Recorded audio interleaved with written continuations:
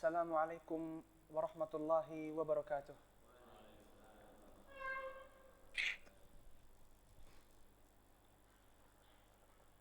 Innal hamdalillah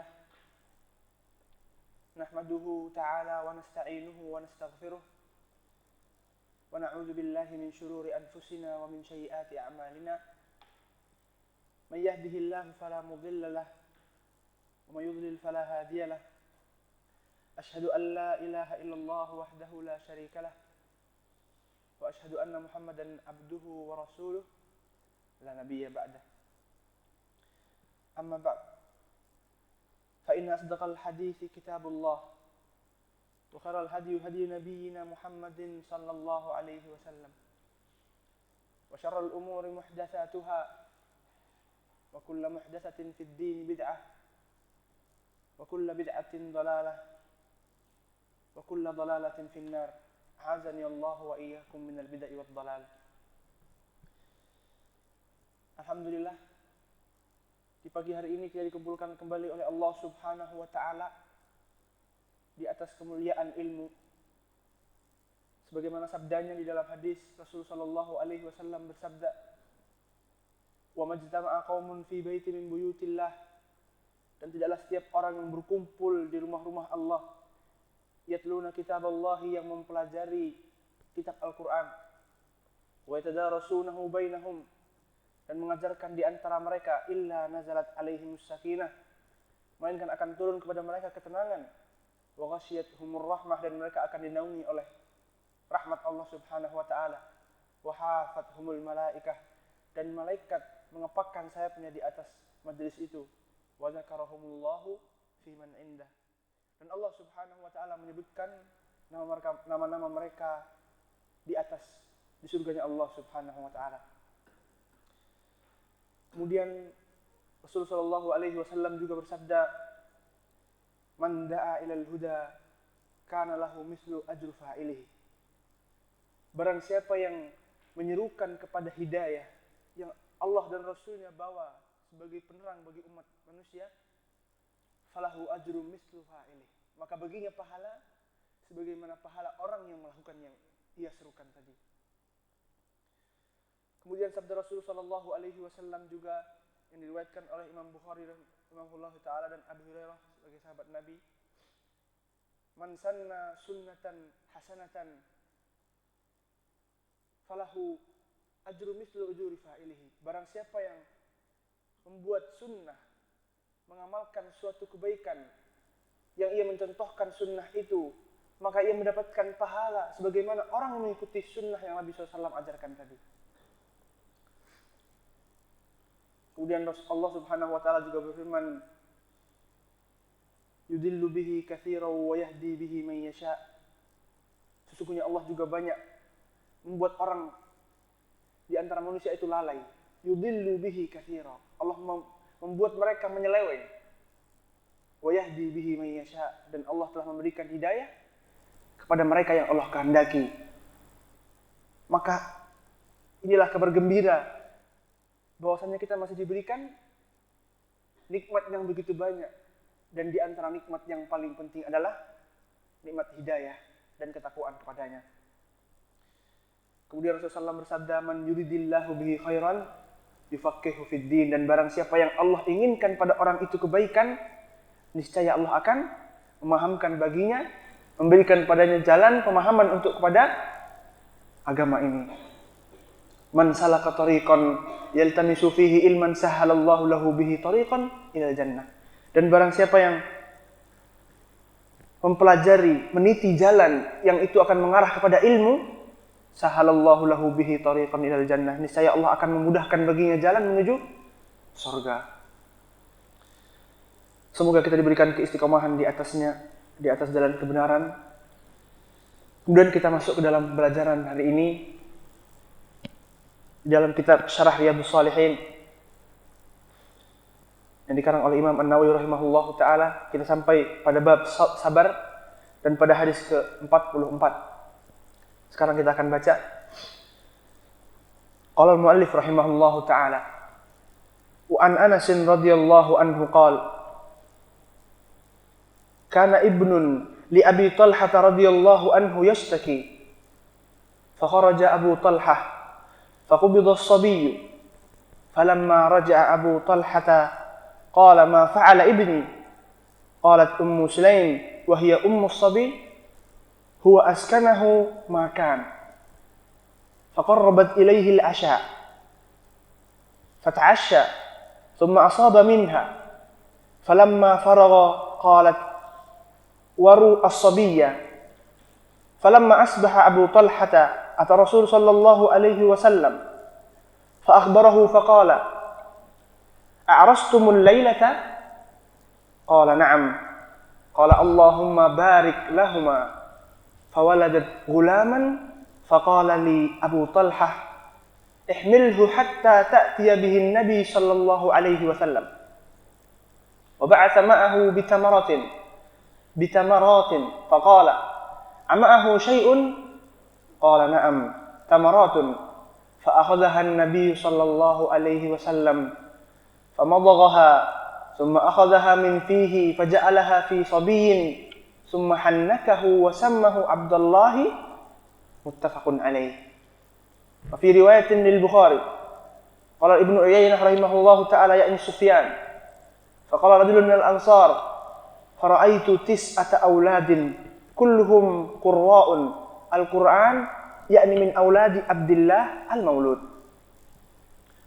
وفي رواية للمسلم mata ibnun li Abi Talhah min Ummi Sulaim faqalat li ahliha la tuhaddithu Aba Talhah bibnihi hatta akuna ana uhaddithuhu.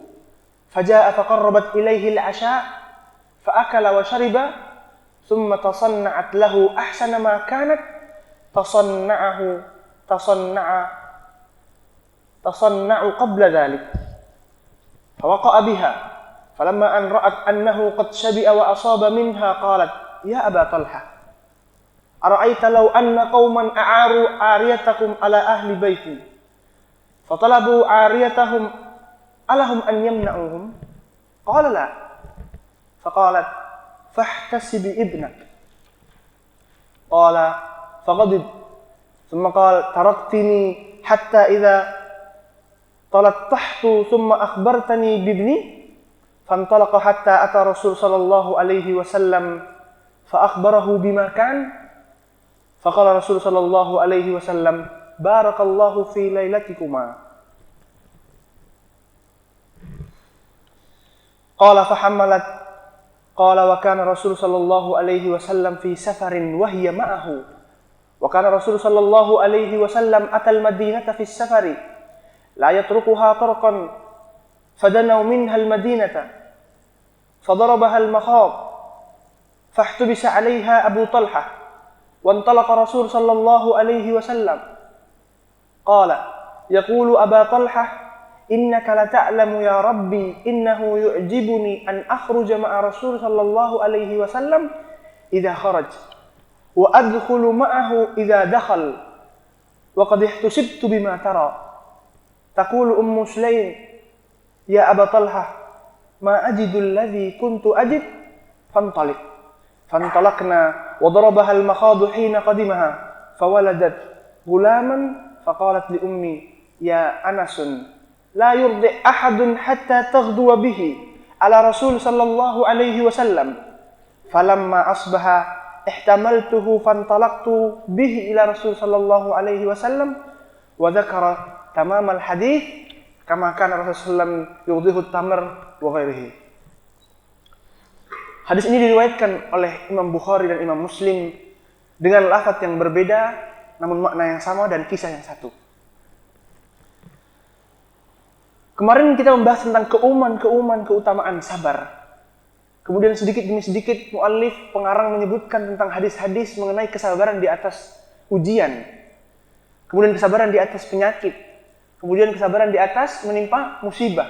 Dan sekarang menyebutkan kesabaran di atas meninggalnya seorang sanak saudara dari kita. Kita terjemahkan hadis ini. An Anas radhiyallahu anhu qala, diriwayatkan dari Anas bin Malik radhiyallahu anhu. Kana ibnun li Abi Talhah yashtaki. Abu Talhah memiliki anak. ibnu Abi Talhah, namanya Umair. Yang Rasul Shallallahu Alaihi Wasallam bercanda kepadanya pada saat burung dari miliknya anak ini meninggal. Rasulullah SAW mati.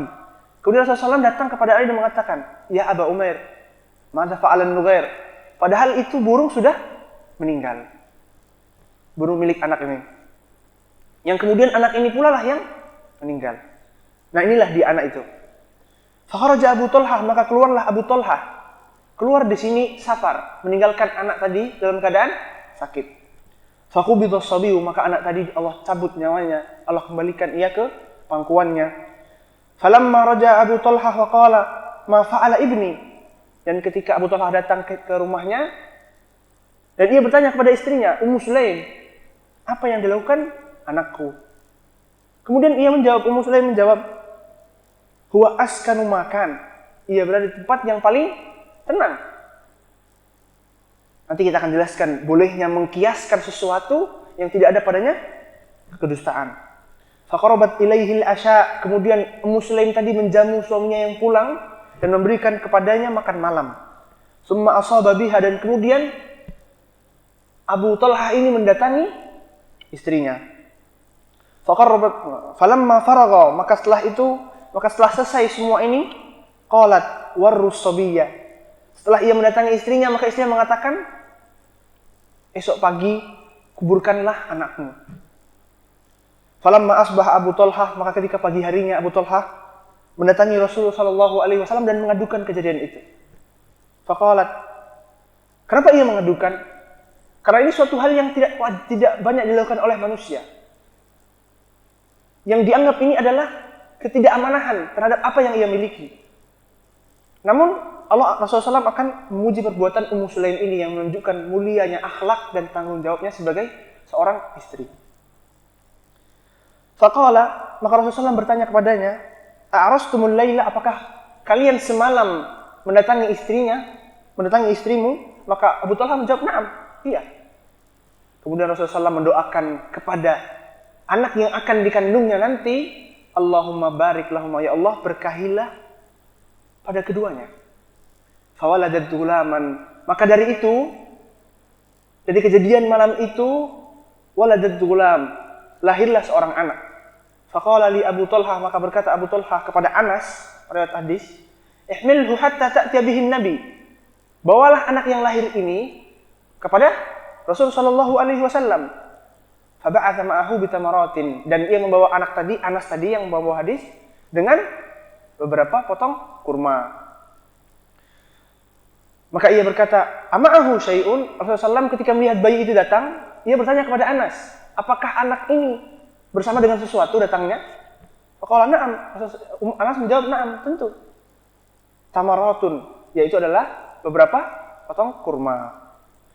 Fa'akhadhaha Nabi sallallahu alaihi wasallam, famadaghaha. Rasulullah SAW mengambil kurma tadi dan kemudian mengunyahnya.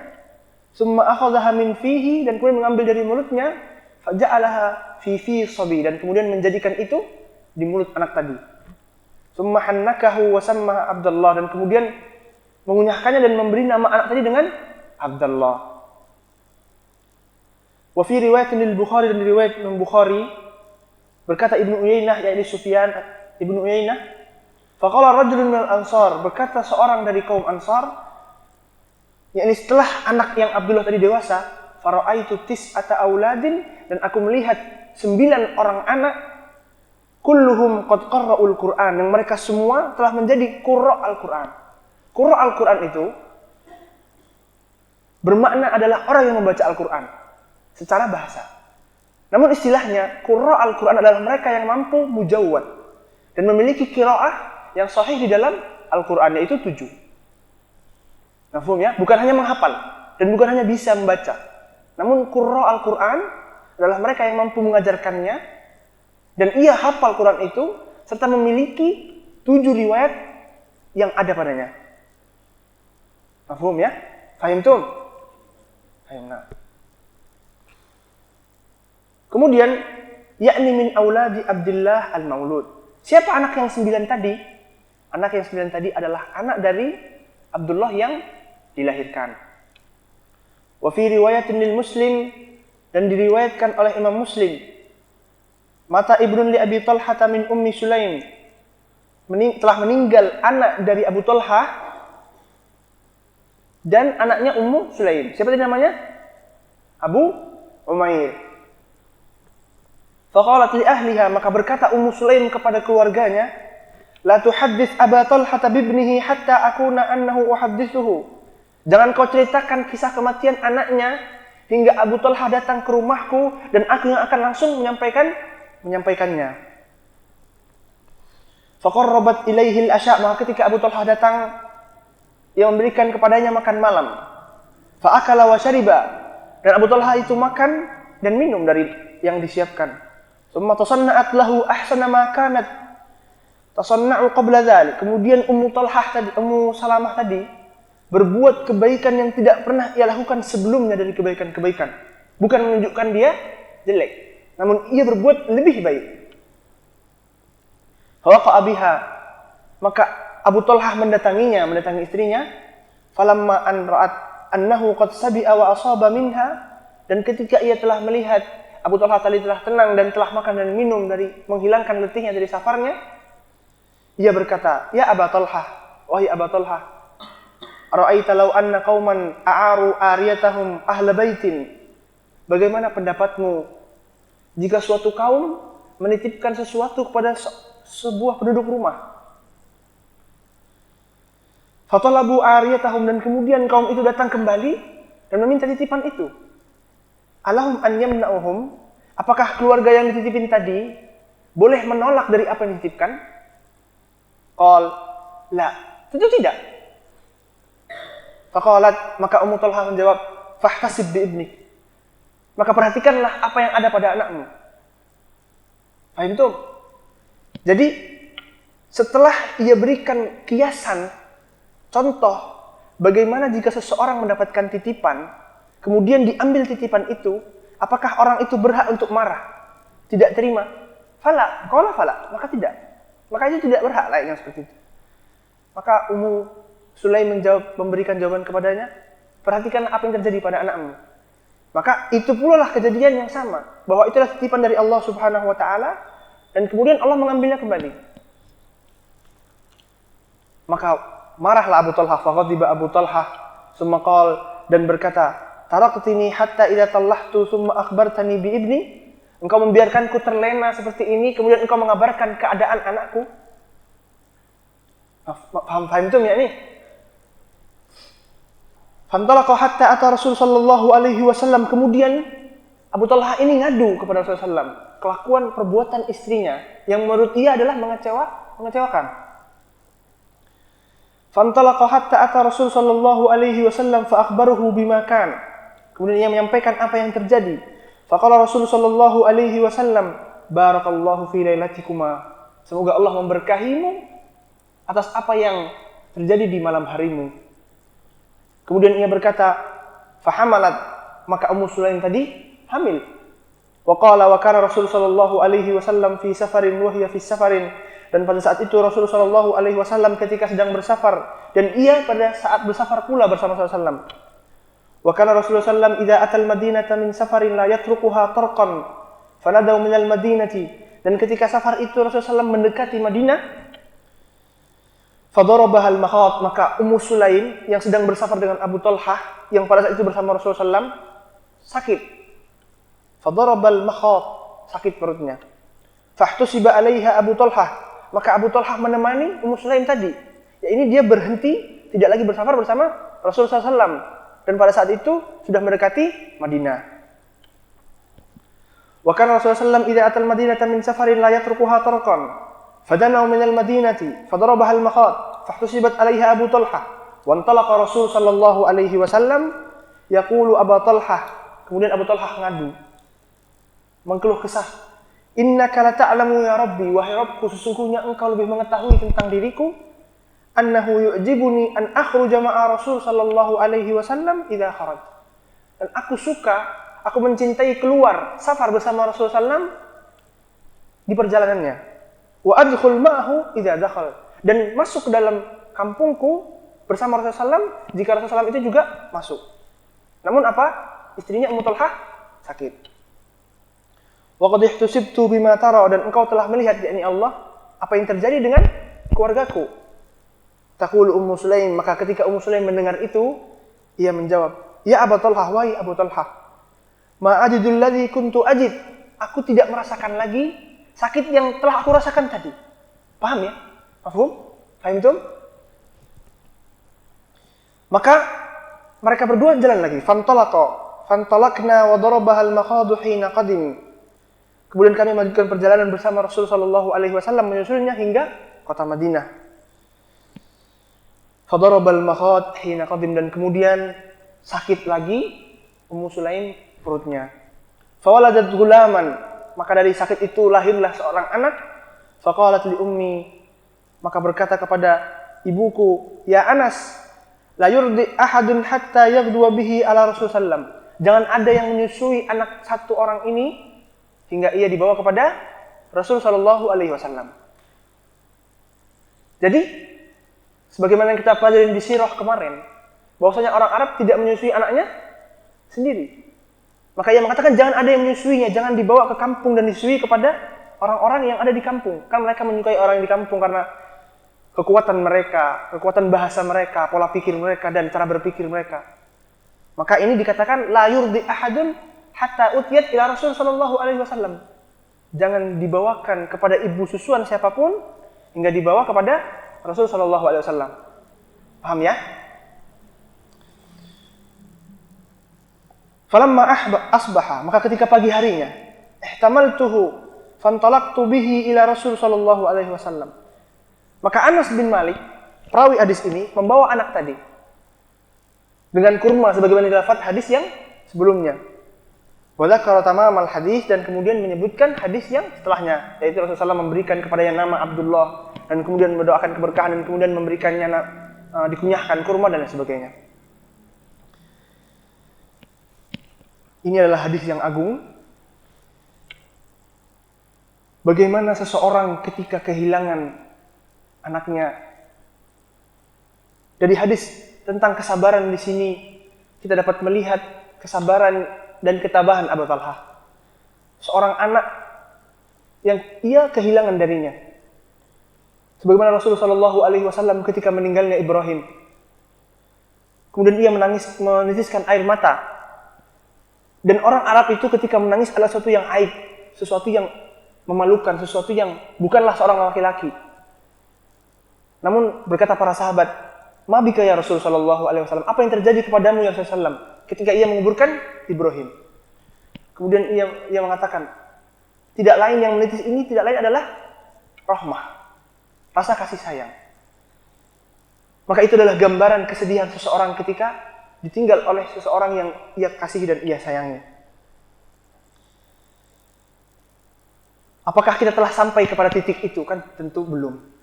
Maka tentunya usaha dan kesabaran kita diutamakan dan lebih diusahakan daripada mereka yang telah melewati yang lebih berat dari apa yang kita rasakan. Unzur ila man fawqaka, lihatlah apa yang di atasmu jika dalam hal duniamu. Dan lihatlah apa yang di bawahmu, lihatlah apa yang di atasmu jika ia adalah orang tentang akhiratnya. Dan lihatlah apa yang di bawahmu tentang mereka yang mengejar dunianya. Kemudian kita akan masuk ke dalam hadis berupa fawaid-fawaidnya. Kandungan di dalam hadis. Yang pertama,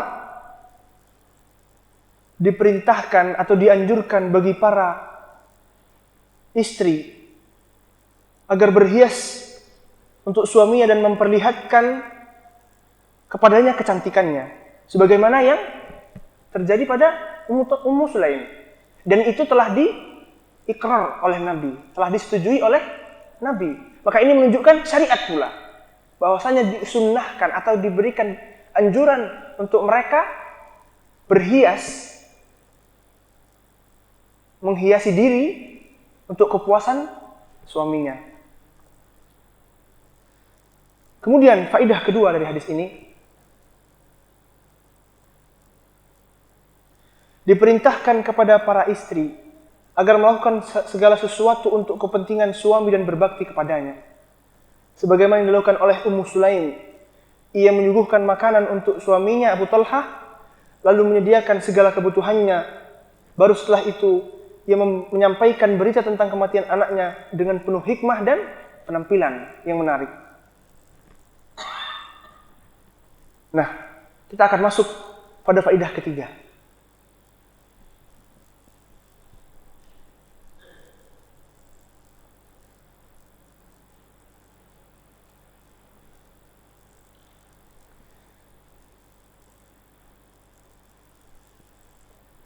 Dibolehkan menggunakan kata-kata sindiran atau berupa kiasan jika hal itu memang dibutuhkan.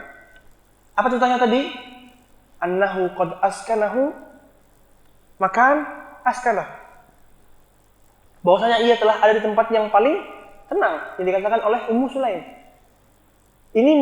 Hadis ini menunjukkan bolehnya mengatakan kata kiasan yang tidak ada padanya kejelasan untuk memaksudkan kepadanya hal yang baik. Kenapa boleh? Karena hadis ini telah ikrar, telah disetujui oleh Nabi Shallallahu Alaihi Wasallam. Sunnah terbagi menjadi tiga tempat. Pertama aqwal, ucapan beliau. Kemudian fi'il, perbuatan beliau. Kemudian ikrar, apa yang beliau setujui. Dan ini termasuk dari yang beliau setujui. Maka ini adalah bagian dari syariat. Apa tadi? Dibolehkannya menggunakan kata-kata sindiran, kiasan jika hal itu memang dibutuhkan. Kata-kata seperti ini tidak dikategorikan sebagai kebohongan. Bahkan jauh dari kebohongan. Dengan syarat, tidak boleh menyalahkan yang hak dan membenarkan yang salah. Dan cara seperti ini bisa diterima dari segi bahasa. Jadi seseorang untuk mengambil pemahaman dari suatu hadis, itu 3 cara disebutkan oleh Syekh Utsaimin di dalam kitabnya Usul min Usul. Pertama, ia mengambil dari sisi bahasa, dari sisi dalil, yakni mentafsir ayat atau hadis dengan hadis atau dengan ayat itu pula. Namun ketika hal ini lemah, mungkin tidak ada yang menafsirkan sesuatu hadis dengan hadis yang lain, atau tidak ada yang menafsirkan ayat dengan ayat yang lain, atau sebaliknya, maka cara kedua, mengambil sisi bahasanya. Jadi sisi bahasa seperti wa ankihul ayam minkum, nikahilah budak-budak kalian. Tidak ada yang menjelaskan di dalam Al-Quran budak itu apa. Sisi bahasanya budak adalah yang dijadikan pembantu. Itu di sisi kedua, sisi bahasa. Kemudian yang ketiga, jika tidak ada sisi bahasa yang menjelaskan, mungkin kalimat gharib dan lain sebagainya, kalimat yang asing, maka kembali kepada urf. Sebagaimana kemarin yang kita pelajari dari fikih dari sifat salat Nabi. Apa pengertian safar? Ada Rasulullah SAW jelaskan secara dalil? Nggak ada. Safar 74 km misal. Kemudian ada di sisi bahasa, safar pengertiannya perjalanan 38 hari. Nggak ada. Tapi safar kembali kemana? Ketiga, ke urf, kebiasaan manusia. Gitu ya, cara mengambil dan memahami dalil atau Al-Quran atau nas yang datang dari 3 perkara. Dari nas itu sendiri menafsirkannya, atau yang kedua, dari sisi bahasa, yang itu memang ada di dalam Al-Quran. Kemudian dari sisi kebiasaan dan uruf manusia. Jadi ini mengambil dari sisi mana? Sisi bahasa. Bolehnya kita mengkiaskan sesuatu dengan syarat apa? Tidak menghilangkan padanya kebenaran dan tidak membuat padanya kedustaan. Kemudian di sini pula terdapat faedah yang keempat, dikabulkannya doa Nabi Shallallahu Alaihi Wasallam ketika Allah memberikan berkah pada malam mereka berdua, yakni Abu Talhah dan Ummu Sulaim. Doanya Nabi apa tadi? Allahumma barik lahuma. Di lafaz yang lain, Allahumma barik lakuma fi lailatikuma. Semoga Allah memberkahi kalian di malam tadi. Maka ini menunjukkan apa? Menunjukkan kebenarannya salah satu tanda-tanda kenabian Rasulullah Shallallahu Alaihi Wasallam. Di antara banyak tanda-tanda yang mukjizat-mukjizat yang khawariqul adah, keluar dari kebiasaan. Dan ini adalah tanda-tandanya. Kemudian lanjut ke faedah yang kelima. Barang siapa yang meninggalkan sesuatu karena Allah, maka Allah akan menggantikannya dengan yang lebih baik. Oleh karena itu, ketika Abu Talhah berharap pahala, lihat nih, berharap pahala atas apa? Kematian anaknya. Maka Allah memberikan ganti dan memperbaiki keturunannya serta memberikannya berkah padanya. Sebagaimana Rasul sallallahu alaihi wasallam bersabda, "Man taraka syai'an lillah, awadahu Allahu khairan min." Umum, barang siapa yang meninggalkan sesuatu karena Allah, maka Allah akan menggantikan kepadanya lebih baik dari apa yang ia miliki itu. Meninggalkan dosa yang ia rasakan kenikmatannya, Allah akan menggantikan kenikmatan yang jauh lebih besar dari apa yang ingin ia rasakan pada saat itu. Man taraka syai'an lillah, awadahu Allahu khairan min. Barang siapa yang meninggalkan sesuatu karena Allah dari dosa-dosa atau keburukan dan kekejian, maka Allah akan menggantikannya dengan yang lebih baik dari kenikmatan yang ia rasakan itu. Kemudian disebutkan pula di nazam qaid fikiyah, man ta'ajjala fi syai'in, dan barang siapa yang terburu-buru dengan sesuatu, uqibalahu bihirmanihi, maka dia akan diberikan ukubah, hukuman berupa ia diharamkan dari sesuatu yang ia inginkan tadi. Semisal seorang ayah memiliki harta yang banyak. Kemudian anaknya di dalam ilmu waris, anaknya ingin mendapatkan harta itu dengan cepat. Maka ia apa? Membunuh ayahnya. Na'udzubillah. Maka ia diharamkan dalam hukum waris, diharamkan mendapatkan warisan tadi. Man ta'ajjala fi syai'in, barang siapa yang terburu-buru terhadap sesuatu ingin mendapatkan kenikmatan itu, uqibalahu bihirmanihi, maka ia dihukum dengan tidak mendapatkan kenikmatan tadi. Berlawanan sama hadis ini kan? Maksudnya berlawanan di sini bukan berlawanan maknanya, berlawanan dari sisi di sini, barang siapa yang meninggalkan sesuatu karena Allah, maka Allah akan berikan kepadanya kenikmatan. Kalau di sini, maka Allah akan berikan kepadanya keharaman dari kenikmatan itu. Fahim tuh? Kemudian faedah yang keenam, dianjurkan dari orang yang terkena musibah untuk menghibur diri dan keluarganya ketika tertimpa musibah, sebagaimana yang dilakukan oleh Ummu Sulaim kepada Abu Talhah tatkala ia memberi perumpamaan tentang barang titipan kepadanya. Di dalam lafaz yang kedua yang diriwayatkan oleh Muslim, Ummu Sulaim mengatakan, memberikan contoh kepada Abu Talhah, wahai Abu Talhah, bagaimana jika suatu penduduk rumah diberikan titipan dan pemilik titipan itu mengambil kembali, apakah orang itu berhak marah? Dan ini merupakan contoh hikmah menenangkan seseorang dengan hikmah dan ilmu serta luasnya pikiran dan kecerdasan. Mafhum ya? Paham tuh? Jadi ini dapat kita amalkan dalam keseharian.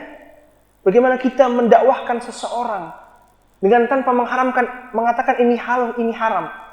Tanpa memberikan kepada mereka pemahaman. Seandainya ini diajarkan oleh Rasulullah SAW, maka aku akan pertama kali mengerjakan ini. Maka berikanlah padaku dalil, agar aku bisa mengerjakan bersamamu. Nah ketika orang itu tidak memiliki dalil, di saat itulah kita dapat mengajaknya. Inilah yang benar. Inilah yang ditunjukkan oleh Rasulullah SAW. Inilah yang dibawa dan diturunkan oleh Allah Subhanahu Wa Taala. Yang dibawa oleh Jibril, ini yang benar. Bukan hanya dengan mengatakan ini halal dan ini haram. Berikanlah kepada mereka hikmah. Karena dengan hikmah itulah mereka dapat berpikir dan akan membawa kepada kebaikan. Kemudian faedah ketujuh, pengetahuan tentang dirinya sendiri dapat membantu seseorang untuk tetap bersabar. Allah yang Maha Kuasa, Dialah yang memberi kehidupan kepada umat manusia. Dialah pencipta manusia dari ketiadaan. Lalu Dia memberi kepada mereka kenikmatan lahir maupun batin. Inti faedah ini adalah syair. Wa mal malu wal ahlu illa wada'i'a. Tidaklah harta dan keluarga itu wada'i'un, melainkan hanya sebuah titipan. Wala budda yauman an turaddal wada'i'u. dan akan terjadi di mana suatu hari titipan itu akan dikembalikan. Inilah inti faidah dari ini. Wa mal malu wal ahlu illa wada'i'u wa la budda yauma an turaddal wada'i'u. Tidaklah suatu harta dan anak melainkan hanyalah sebuah titipan, dan akan ada hari di mana titipan itu akan dikembalikan. Kemudian firman Allah Subhanahu wa taala di dalam surat Al-Baqarah ayat 155 dan 156, "Wa basyiris sabirin." Berikanlah kabar gembira kepada orang-orang yang sabar. Kabar gembira dari Allah Subhanahu wa taala. Alladzina idza asabathum musibah. Siapa mereka orang yang sabar? Mereka adalah orang-orang yang ketika ditimpa musibah, asabathum musibah, qalu, ia mengatakan, "Inna lillahi wa inna ilaihi raji'un." Sesungguhnya segala sesuatu itu milik Allah dan hanya kepada Allah lah itu kembali. Kemudian kita ambil faidah dari ayat ini. Inna lillahi wa inna ilaihi raji'un. Artinya apa tadi? Segala yang milik Allah akan kembali kepada Allah. Di sini terbagi dua. Inna lillahi, sesungguhnya segala sesuatu milik Allah. Yang kedua, akan kembali kepada Allah. Kita dapat mengambil faidah dari kehidupan kita sehari-hari. Kita melihat dari nikmat. Kita lihat dari awal dan akhirnya. Inna lillahi, awalnya ini milik Allah. Wa inna ilaihi raji'un, maka kembali akhirnya juga akan menjadi milik Allah. Maka Allah memberikan kepada kita harta. Jika kita mengetahui awal dan akhirnya, kita tidak akan senang dan tidak akan sedih ketika harta itu ada dan menghilang. Maka inilah faidah dari ayat ini.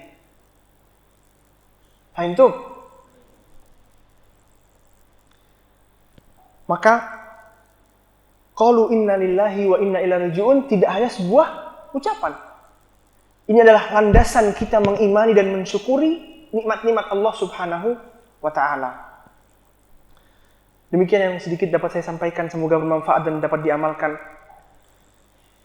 Fadzakir fa inna dzikra tanfa'ul mu'minin.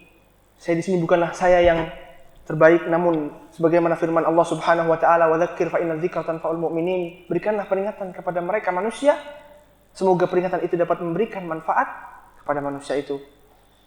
Ada yang ditanyakan, tafadhal. Aku lu ma sami'tum wa astaghfirullah li wa lakum.